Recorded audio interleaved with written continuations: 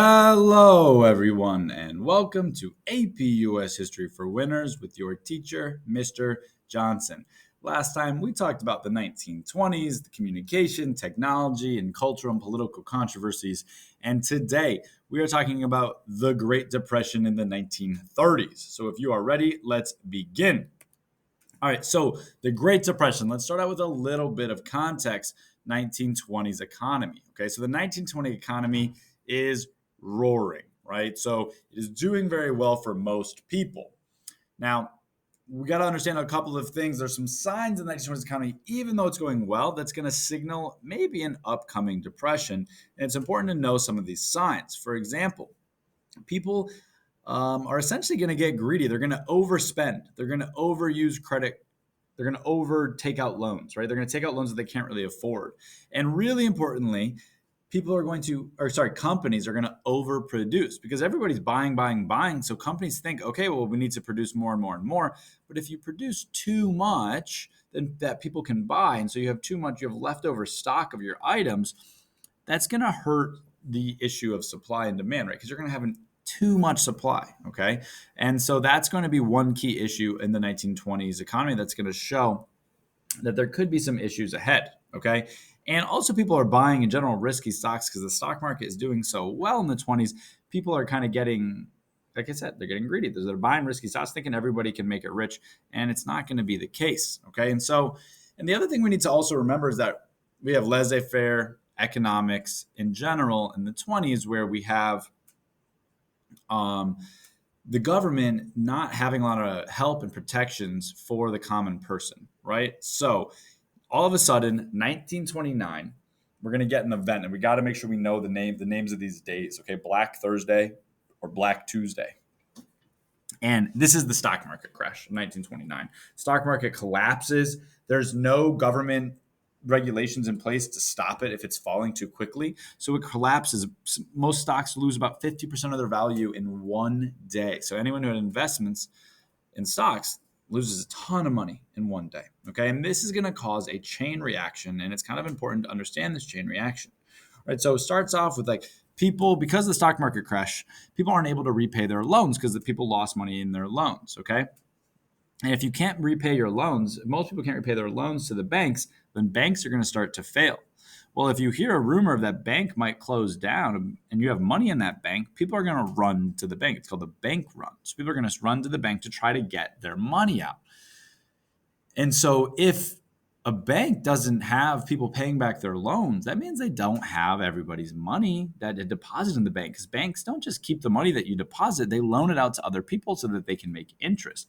So as people run to the banks to take their money out, well, the banks don't have it all. So the banks start to close. Banks fail. And then when banks fail and businesses aren't able to use banks to get loans, and people are being affected by this, then businesses start to cut their workers. They start to fire people, and that's going to mean people have less money. When people have less money, they're going to buy less things. When they buy less things, that's going to mean the economy is going to struggle because companies are going to do worse, right? You can kind of see how this is a big chain reaction. And even if you didn't have money invested in the stock market, the stock market crash affected people. Okay. So that's the Great Depression, the causes of it. All right. And then as it's happening in 1932, basically a couple of years after it begins, there's an election, a presidential election. Okay. And it's going to pit the Republican incumbent. Incumbent means they were already the president, Herbert Hoover, pictured on the right, in the top right there, versus the Democrat Franklin D. Roosevelt. And Hoover in general feels like it is not the government's job to fix people's problems. Okay. Towards the end of 1932, Hoover does start to try to help, but it's too little too late because, again, Hoover is a laissez-faire kind of guy. One of the ways he tries to help is the Reconstruction Finance Corporation, the RFC, that gave loans to big businesses from the government so that they wouldn't fail. But a lot of people saw this as Hoover was only helping businesses and not helping regular people. And this upset people so much that we see the creation of something called the Bonus Army, which is basically 20,000 jobless World War I veterans that camp out in Washington, D.C. to protest the fact that they had never been given a pension, a retirement, or they'd never given the money that they'd been promised, and it was never given to them. So as we can see, Hoover becomes very unpopular in heading into this election. FDR, on the other hand, thinks it is the government's job to help when there are large-scale problems. He wants to end the idea of laissez-faire once and for all. And as you can see in this map, FDR wins in a landslide. Okay. He becomes the president for the entire Great Depression, and he actually is president for the next 13 years. He wins 4 terms, which is now illegal. But back then, they didn't have a law saying you can only be president twice. People only did that because they were following George Washington's lead, but FDR did not. He's president throughout the entire Great Depression and even into World War II. Okay, so with that election, FDR is going to be in charge, but not everything's going to get better right away.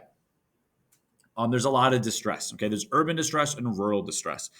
In urban areas, we got to understand that a lot of people, because they can't pay back their loans, get evicted from their houses. All right, and so there becomes a lot of homeless Americans. And we want to know this term. This is a good vocab term to know. Hooverville. All right, so people would call these shanty towns Hoovervilles to mock President Herbert Hoover, right, because they felt like he kind of caused this issue. There's also issues in farm areas, rural distress. Okay, so because there were low crop prices, people couldn't afford to buy high crop prices, right? There's low crop prices, so that's going to cut farmers' income. So a lot of them are forced to sell their farms to the banks. And then there's also, this isn't like because of the Great Depression, but it happens at the same time. And it's kind of like, it makes things even worse. It's called the Dust Bowl, which is a natural disaster. You see pictured here in the bottom right, in the Midwest, basically huge dust storms caused by some man-made factors, some environmental factors, but it's a natural disaster in the Midwest that ruins farms because this huge dust gets spread around and covers up the crops and blocks out the sun. And it makes it impossible for farms to do well. And so when people aren't doing well, what do? A lot of them start to move. Okay, especially farmers. There's a huge amount of migration that's created from the Great Depression, and that's really important to understand all this migration, that people are moving where they're living. And where are they moving? Okay, so most people are moving from rural areas to urban areas. Farmers are moving to cities to work in factories in the industrial economy. So that's an important idea to know.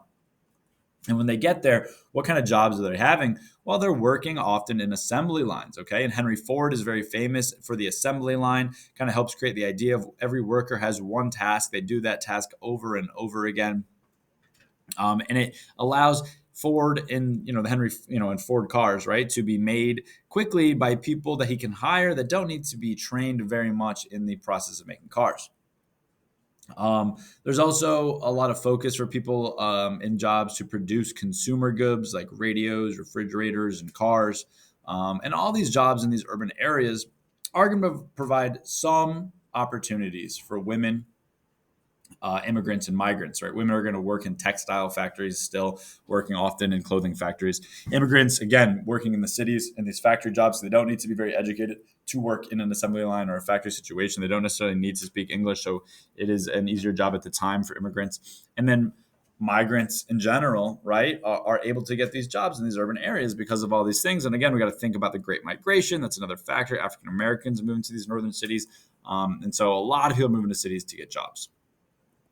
All right, so there's a lot of ways that FDR is going to try to solve the Great Depression, and one way he's going to try to do it is by creating a stronger financial regulatory system. So the idea is to make the market and the economy more stable. All right.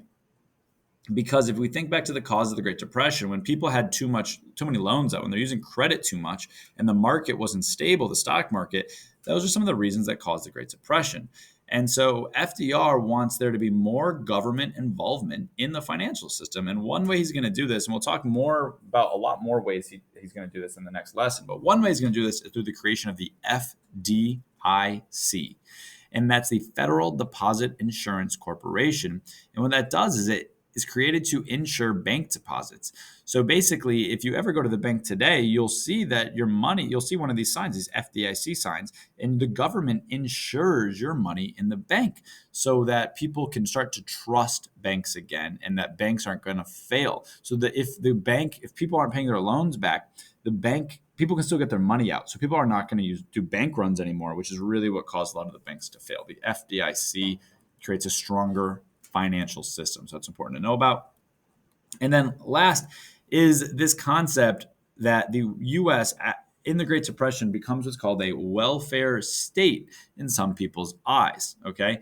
And so what this is a shift in economic theory. The government is now going to have a much larger role in the economy. Laissez-faire is going to be dead once and for all, and we're really never going to turn back to it in America. All right, so the government is going to use its power to help the economy.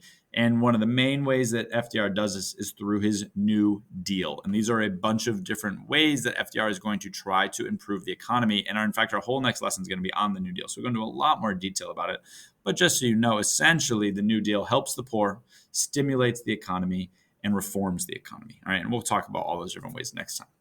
All right, so that is it for our notes on the Great Depression. Let's go over our big ideas. Make sure we get these down. Number one, what causes the Great Depression? Number two, explain one social effect of the Great Depression.